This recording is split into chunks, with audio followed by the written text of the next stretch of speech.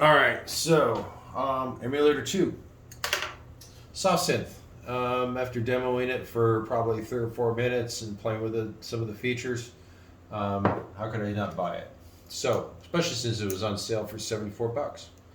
Back in the day, these things were thousands of dollars. My Emax 2 cost me $2,000, and that was a brand new turbo because it had been discontinued, and I got lucky. I found one that hadn't actually ever been sold, but because normally those were listed back in the day for 6,500 bucks. Well, the nice thing about the vintage or the virtual Emulator 2 is it's very similar to the Emax 2 in terms of um, the sound quality, the polyphony, and some other functions, with the addition of built-in effects that are pretty good, and as well as all the Emulator 2 stuff. So I'm just kind of going through here. I'm going to pick out a few sounds in their own presets here. Let's see here. There was one in here, vintage synth bass.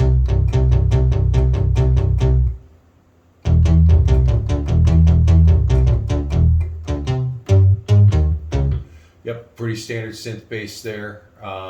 They don't seem to have any basses. Where's a? Yep, there's a pretty good bass. Anything else that kind of stands out at me? Rumpelstiltskin.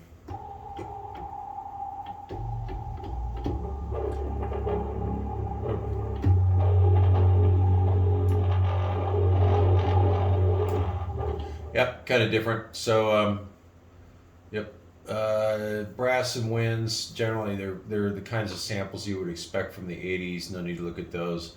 Tons of drums. Very mellow electric piano. Various keyboard kinds of sounds. Nice.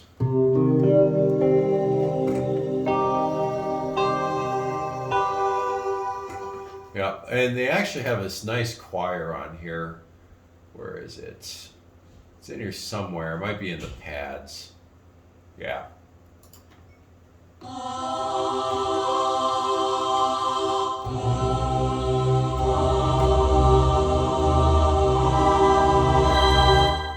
Yeah, I'm going to use the hell out of that, especially once you start throwing the filters on it. Debussy's Tears.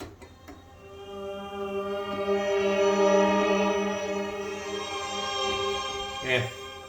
But, again, you can go in there and edit the hell out of these things.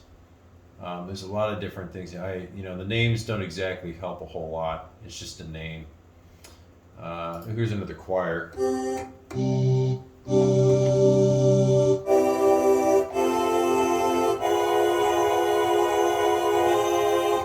Yep, that's kind of neat. All right, cool. Pianos.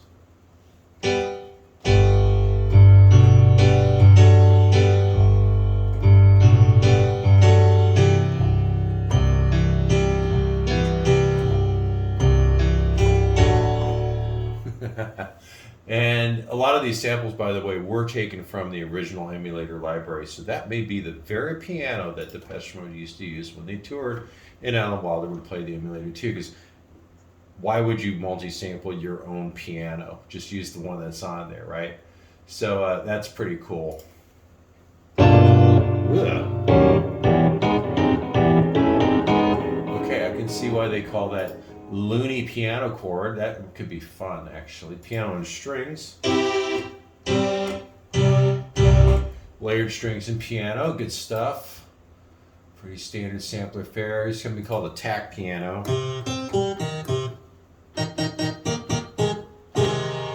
Yep, I could have some fun with that, especially when we start layering it with other stuff. Toys we play. Ooh, toy piano.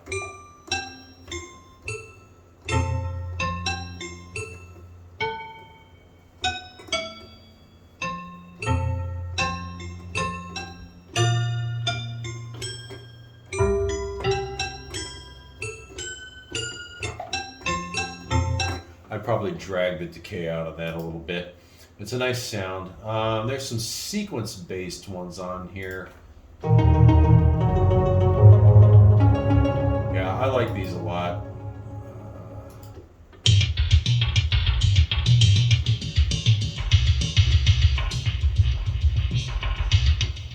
Kind of cool.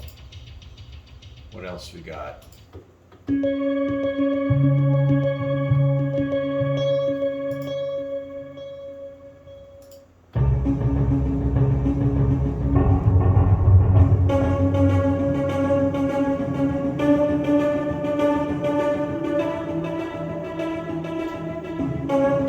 Kind of cool. Motivate.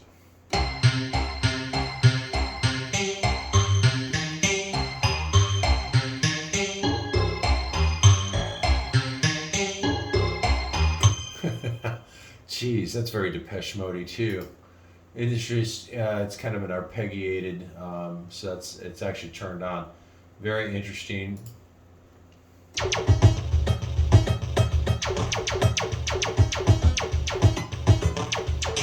use a lot of bit crusher on that one. Very, very Commodore 64 video gamey. All right, sound effects. Armageddon.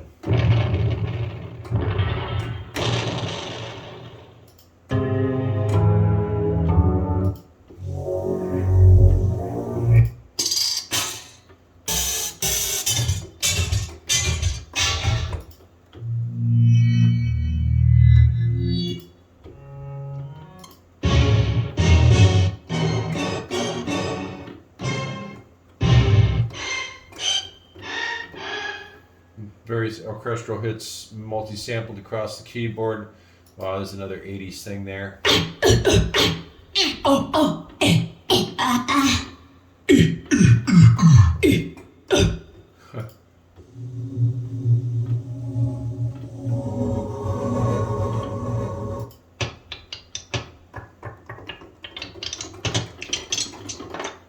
Special effects, but I'm not that happy with it.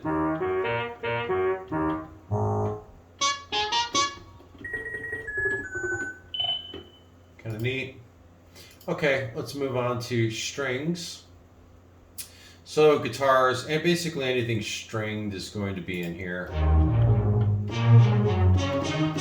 including, you know, more string ensemble based kind of a thing. So if I wanted to find, say, arco strings. Yeah, pretty standard stuff there. Do maybe one or two more of this. There's harpsichords in here. Harp.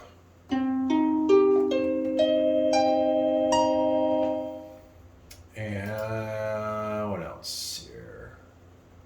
Koto.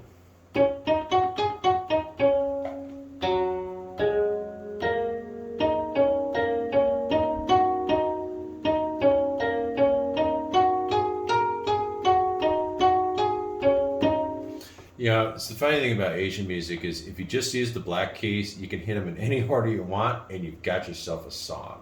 And it actually sounds pretty cool when you're using the right instruments for it. I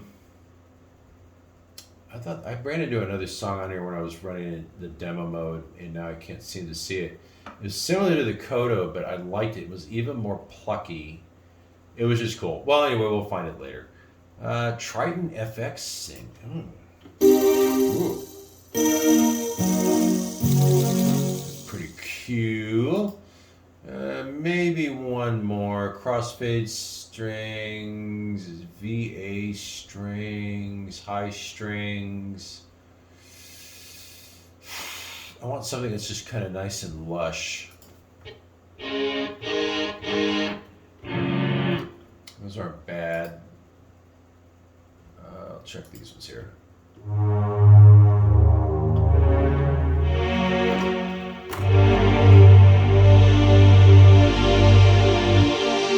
Yeah, that's pretty lush. All right, cool. So pretty happy with that. I don't know what the template is. I think that's in there for people to start just from scratch, bringing in their own samples, which, by the way, we'll get into that in a minute. Okay, vocals, here comes the fun part. So these are all of your, you know,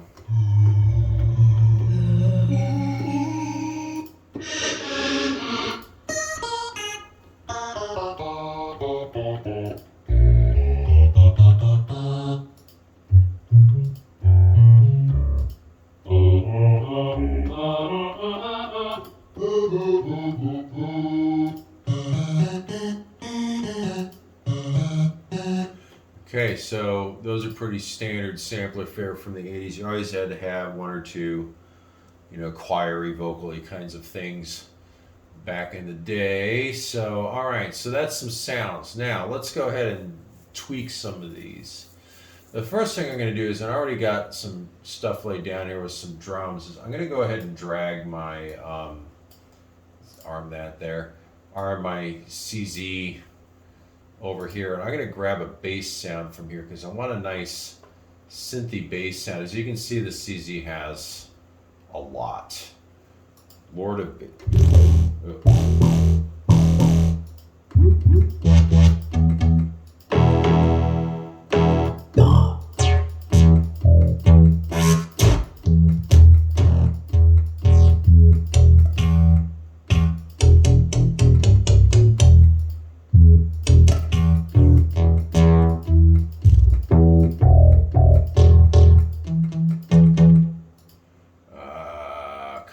Need to find anything at this point.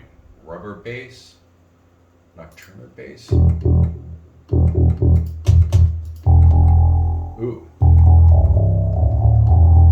All right, and let's turn the. I'm going to turn the release down just a tad on that. I think the release is just a little bit on the long side there.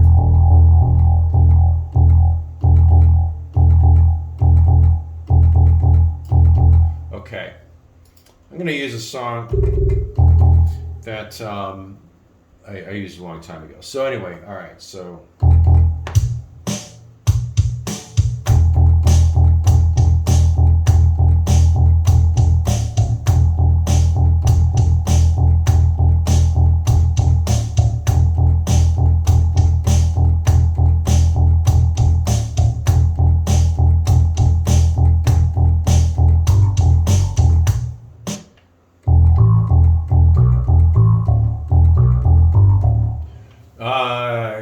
a couple of notes here. That's what I love about this stuff. I couldn't do this in the old days.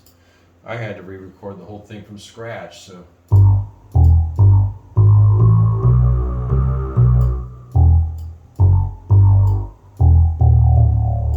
All right, quantize it. We're gonna loop it. All right, so now we're gonna switch back to the emulator. Oops. And what I want here is not that. One of these sounds, I'm going to probably grab a pad. All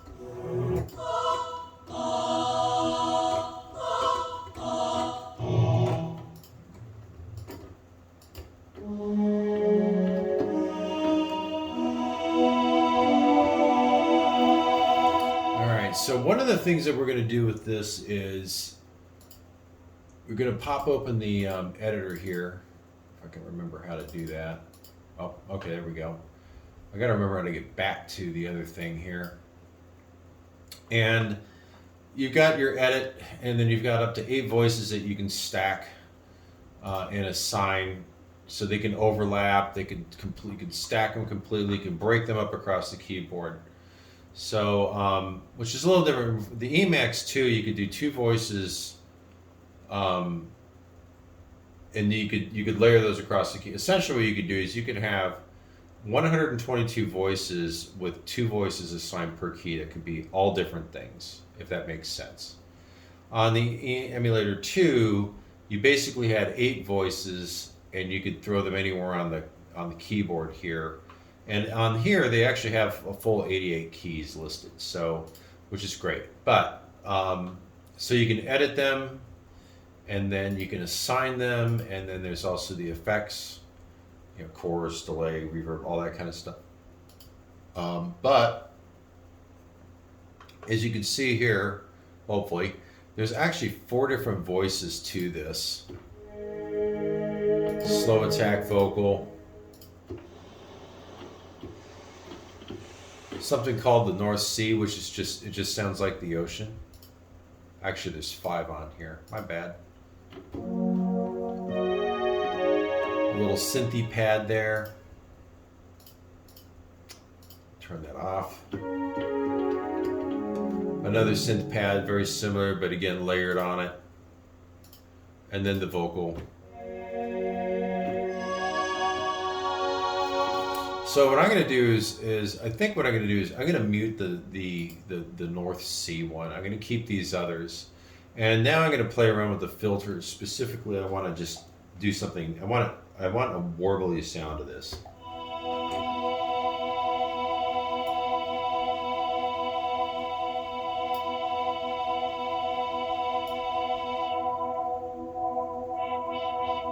So there's my filter.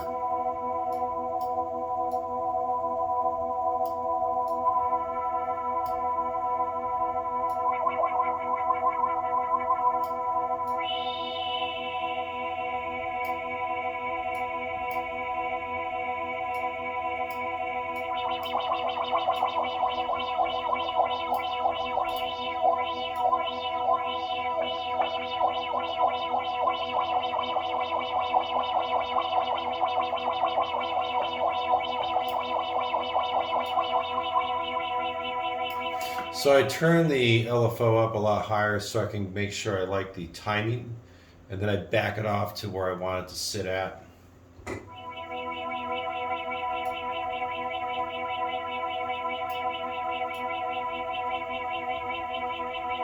little bit of pitch vibrato, and I'm pretty happy with that. So let's go ahead and take a look at the synth ones here.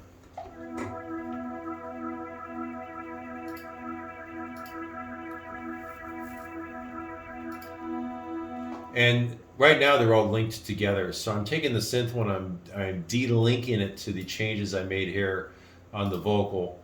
And so I can have a completely different set of sounds here. And so now,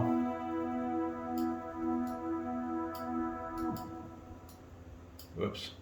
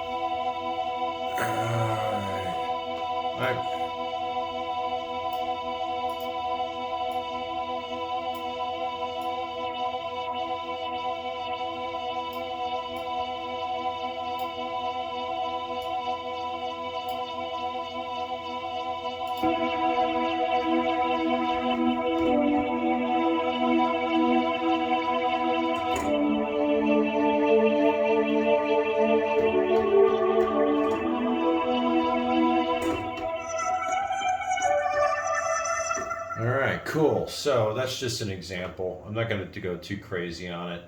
So let's go ahead and record that.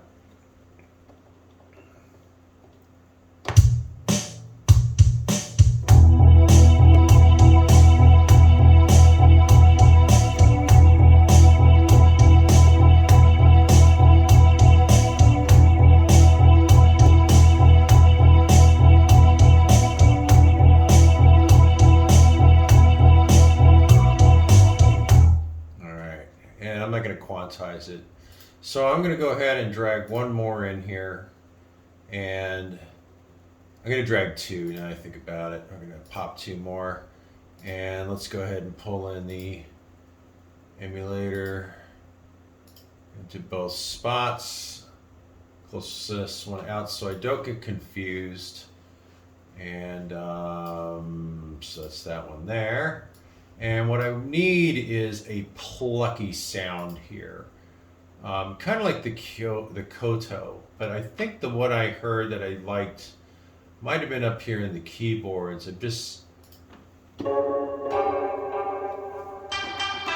That's actually the one I'm looking for, okay? And that sounds pretty much exactly the way I like it, except I like it warbly. So let's go ahead and do some vibrato with that. You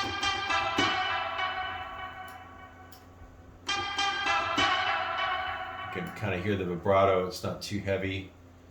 And let's pop the resonance just slightly.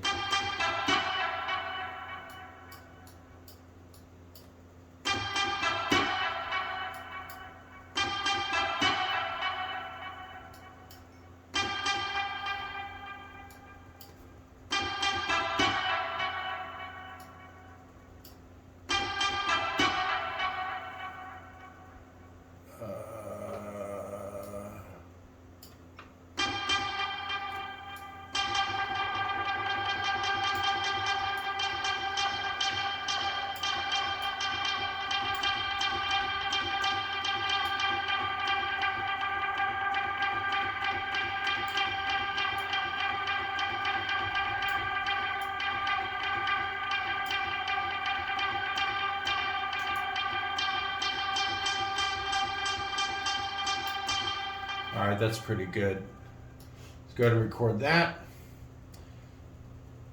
I'm going to layer them all on top of each other, and then as I work on it, I'll move things around later.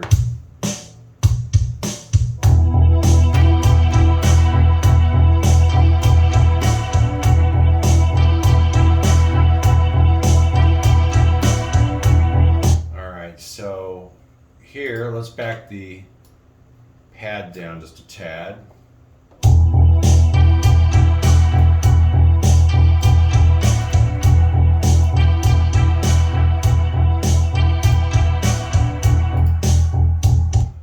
You know, let's just do this. I'm going to delete that, and we're going to go ahead and just do it.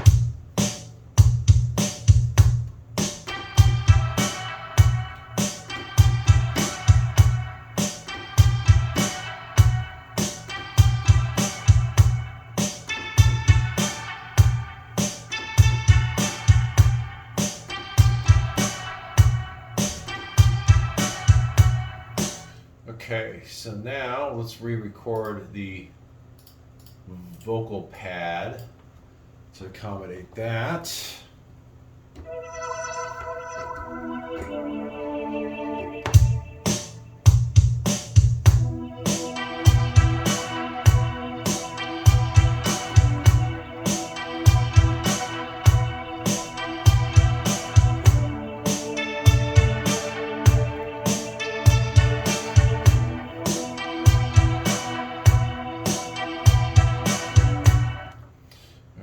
And then we'll redo the bass real quick and make that match the line as well.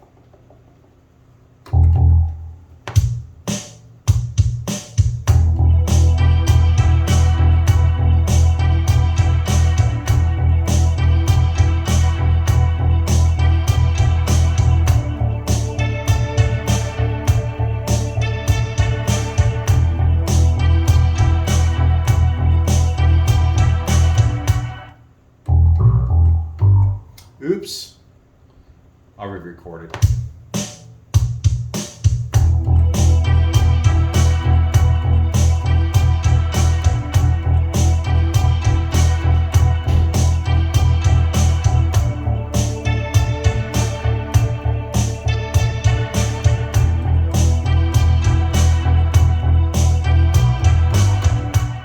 All right, and that one I will quantize, and then finally we'll do one more.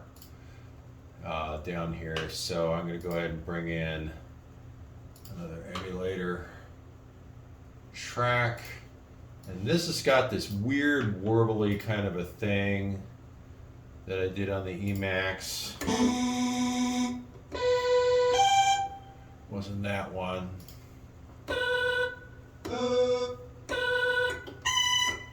Could hear the loop points in that.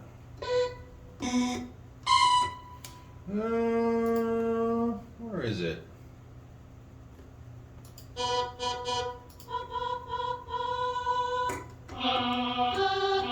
That's it. Okay, so this one's going to get completely warped. So I'm going to cut the frequency way down and crank the resonance up a lot more than that.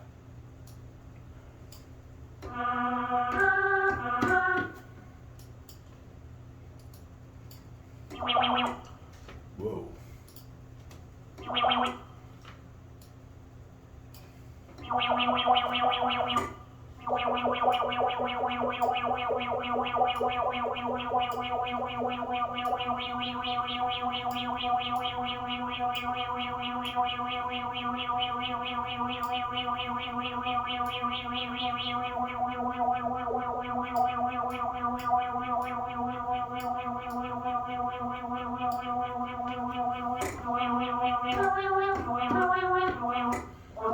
Any more release? A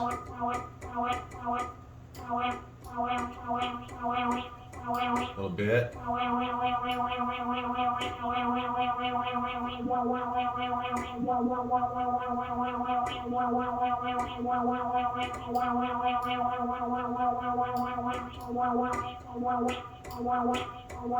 You can hear how the envelope pops up when I release.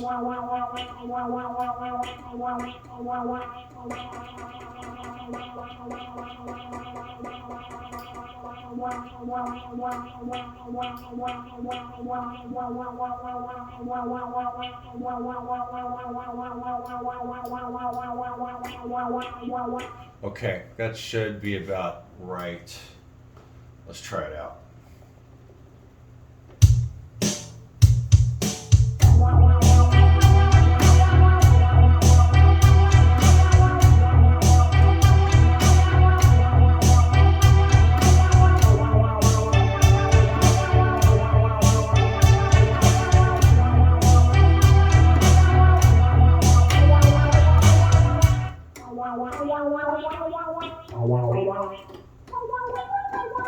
Oh, you know what? It must have been up there.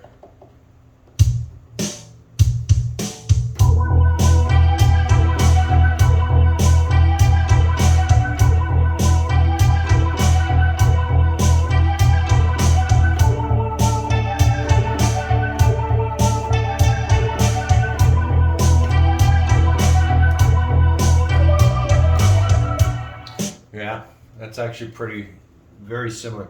That sound, it's pretty close to what I had on the Emax. It's still not quite there. Probably need to play around with the filter just a bit more. That's actually a lot closer.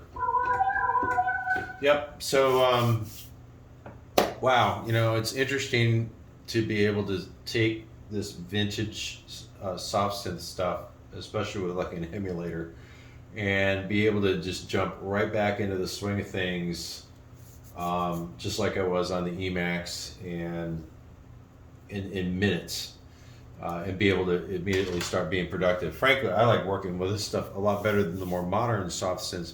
Granted, the modern soft synths have some incredible sounds to them, but the even cooler thing here, so I'm going to put one more track in here. And I'm not going to sit here and go through the whole thing here, but we'll just talk about it. But it's always good to have a visual representation of what we're talking about here. So one of the things that you can do when you go into edit mode, and what I think I want to do, let's see here. Let's use the, what am I on? Yeah, okay. Let's go to the template, the default template. The default template has no voices in it except for they just load a string sample. And everything is like just normal, flat. So there's a looped string sample in there that you can just skip, or you can replace it, or you can use whatever, it doesn't matter. But it's, you have all these other empty voices in here. And so one of the things, of course, I can do is I can now go through here. Let's see if I'm doing this right. How do I do that?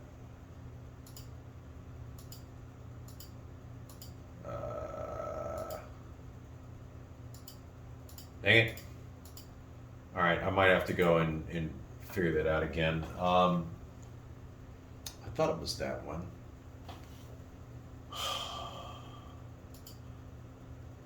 Yeah, you have little individual volumes there. Yeah, big deal.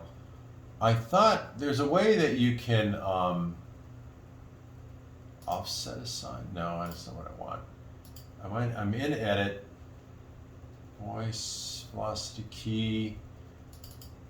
What am I missing here? Cancel, copy, paste. Oh, okay, that's copy and paste. That's not what I want. Hey, look, there's tooltips on the bottom of this thing.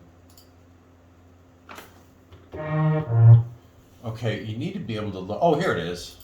Ah, there it is. Okay, browse. So here's where I can go ahead and go through the sample library and decide that, you know, hey, you know what, I want to change this into a bulb horn. But even more importantly, there's there's all of those in there. There's hundreds of them.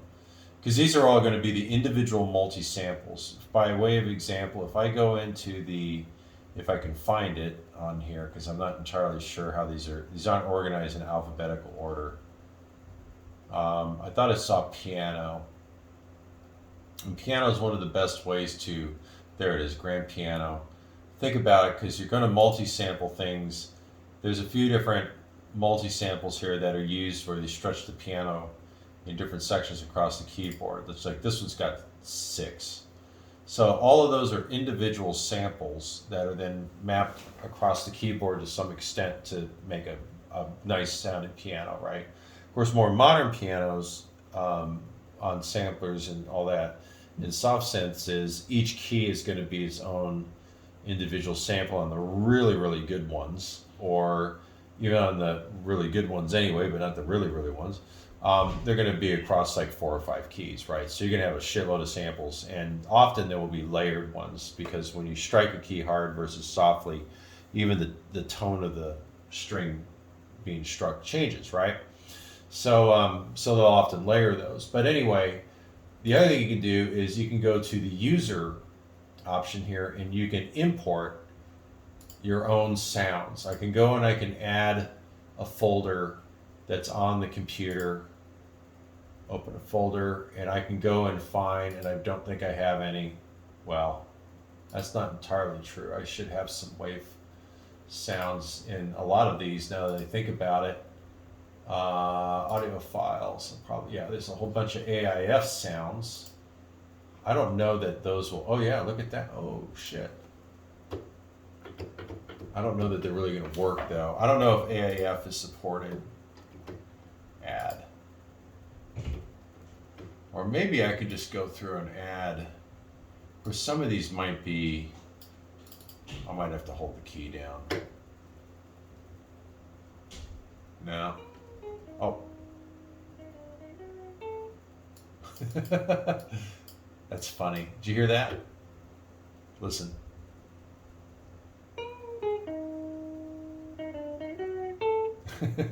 It's because all of these right here are coming out of another project folder where it's all guitar and some vocal recordings, and each one of them, what I always do when I record is I back up a measure and hit record, so that if I, it doesn't cut anything off if I come in slightly early as a form of expression.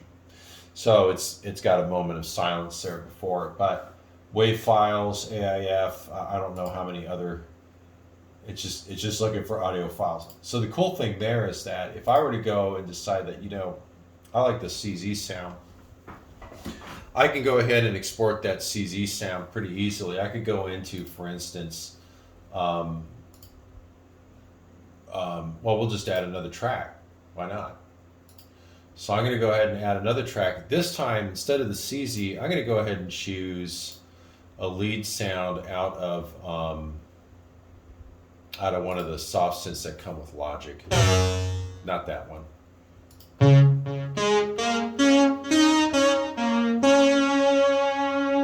Although what I really want out of these is I don't want the vibrato that's assigned to the sound itself. So let's go find the vibrato in here and just turn it off. How do I turn it off?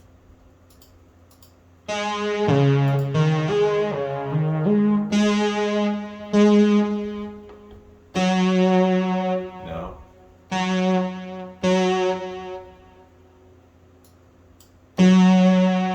There we go. All right. So I'm going to put this on, I'll just use a C. Okay. I'm going to go ahead and quantize it just to kind of, I don't know why. And so now what I can do is I should be able to export this as an audio file right there. And I'm going to go ahead and choose this one spot here. It's an AIF. That's fine. I can do a wave. I'll do a wave. 16 bits fine. Don't know if I can name it. I've never actually done this before. Any drag elements to name your own file name or make a custom text. Okay, I'm just going to call this lead sample. Cool. Export. All right, where am I at? I'm in the Brute Logic folder. Okay, so now let's mute that. If I go back to the emulator, and let's go ahead and load that sample here. So I'm going to add that sample off of the root. Shit. I got like too many things going on here now. How do I? Okay, there's logic. Should be around here somewhere. 70s analog sample. Oh, there it is, right in front of my face. So let's open that up. There it is on the emulator. Okay, cool. Well, what good does that do, right? I mean, after all, you already had it on the soft synth. Why do I need to pull it in the emulator? Well, because the emulator's got some really kick-ass filters. The other thing I can do too, because I don't really like where it's assigned on the key here, is I should be able to drag this. There we go.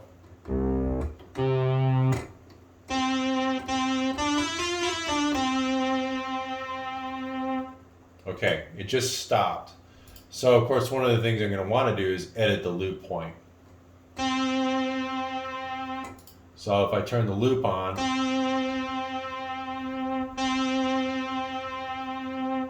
of course everybody's like, yeah man, you can loop your drum beats and rip off other people's music and all that. It's really freaking annoying. I don't like it. So instead what I can do is I can actually move the loop point, start and end.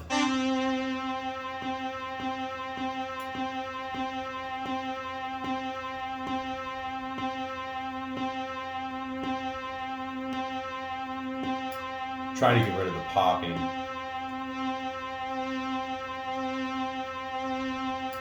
That's pretty good. I probably want to tune it a little more. And then of course I can go crazy with the filters.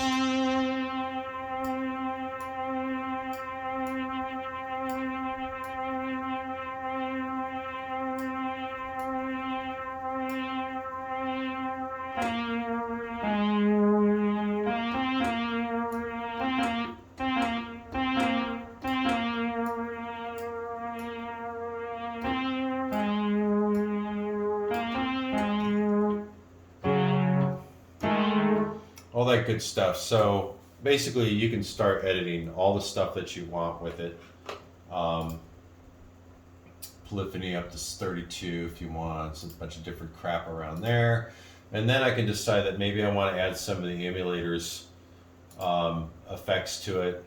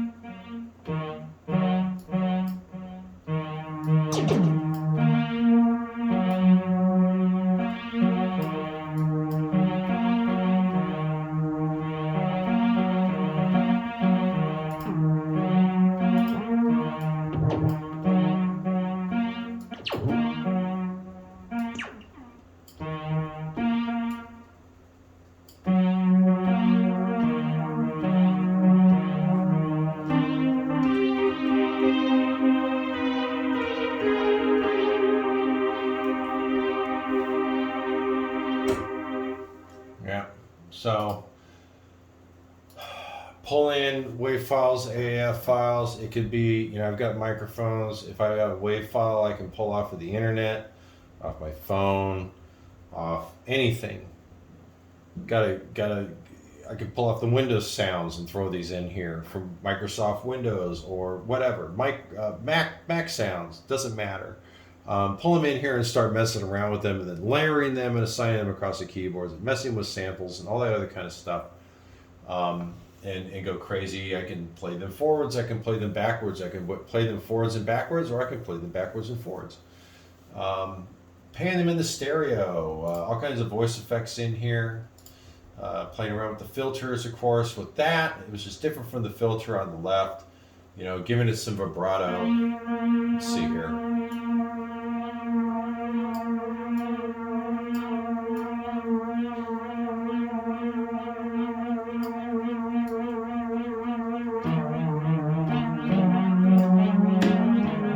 Yeah. So, the nice thing, and this is where the true power of sampling is, not in these things these jackasses have turned it into, where they're really just sampling phrases of music or drums and playing them as triggered loops.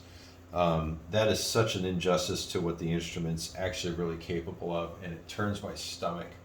Instead, it's about taking different sounds and layering them with other sounds and changing the character of those sounds and making something, you know, just incredible out of it, or very different, or cool, or whatever you want to say. Hey, what's this timbre thing down here? Oh my gosh. Yeah, that's cool too. So, no end of awesome stuff that you can do here. Let's see if I turn the screen off, and then you actually have some real-time controls that you can play around with here. Just like you do on the real instrument. And LFO, the filters, the envelope sliders are right there for the filters and the VCA. The effects can be real-time tweaked. And now what I don't know, and I'm going to have to probably spend some time studying, is, I'm just kind of looking here, export presets, so I guess you can import a preset. And preset in the, cancel. Preset in EMU terms doesn't mean the same thing as preset everywhere else. A preset that everybody knows is like, hey, I've got this Yamaha, and there's a whole bunch of preset sounds on it. They're preset by Yamaha themselves, and you know, I've got 80 or 40 or 200 or whatever it is, and cool, I'm off to the races and I can play shitty top 40. Preset in the EMU world is simply what they call a setup like this. It's a preset set of voices and settings and key assignments and effects and kind of all the things that go with it. Because the concept was you could load a bank, and the bank would hold anywhere, well, on an Emax II, it could hold 100 presets in it. So you might have 5 or 6 or a dozen different songs loaded, depending on how much memory was being used up on that. Of course, here it's like, in comparison, the sky's the limit. And it would allow you to switch between songs during a performance very quickly without having to load them from a floppy or later a hard drive and spend time doing that. So, you know, you're building a preset, and the cool thing here is that you can export that preset, you know, and back it up and all that good stuff. You can even go and share it with other people, which is pretty freaking cool, because in the old days it was a lot harder to do that. You had to, you know, on an Emulator II using 5¼ inch floppies, some people listening to this might not even know what the hell that is. It's a big fat floppy square, and that's what you stored information on. And they didn't hold much. So you might, you know, one preset might have like, you know, 4 or 5 floppy disks. It'd take you like 1 to 2 minutes to load. So anyway, a lot of cool functions around there. One of the things I'm going to have to dig into and learn how to do, because I've never done it before, so I'm kind of farting around with it here. And that's not what I'm really looking for there. Let's load it back up again here. And that is, oh, what the fuck? Okay, well, what happened to my, oh, I can't see it anymore. Okay, there we go. Is figure out how to take the knobs and sliders and stuff that I have on my controller and assign them to the stuff that I'm seeing here. Same thing for the CZ. I'd like to do the same thing for that. and even some of the other soft synths, because then you can start doing real-time control, and when you're recording in Logic and playing around with that, it's going to remember all of those as well. So I just have to probably sit down and figure out MIDI, compressor linked. So there's some controllers right there. What I have to figure out, and that's controller number right there. I know what that means. So, which one of these little knobs, works with the different things, and how do I assign those? And then you could go absolutely nuts with it. So again, this is the Emulator II virtual synth that Arturia put out, and it's on sale for $74. I don't know how much longer it's going to be on sale for, but it's pretty freaking sweet, I must say. So hope you'd enjoyed that.